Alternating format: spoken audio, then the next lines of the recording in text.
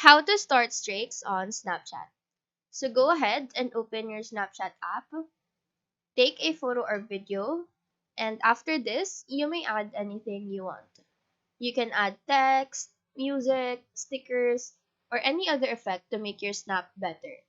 Now, users of Snapchat who do streaks usually write S or type in the word streak on their photo to start a streak.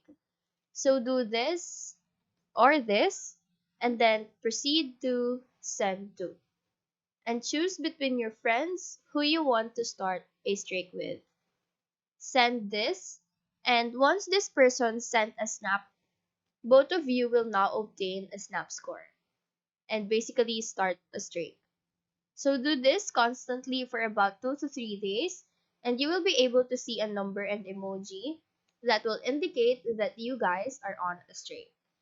So that is how you start streaks on Snapchat.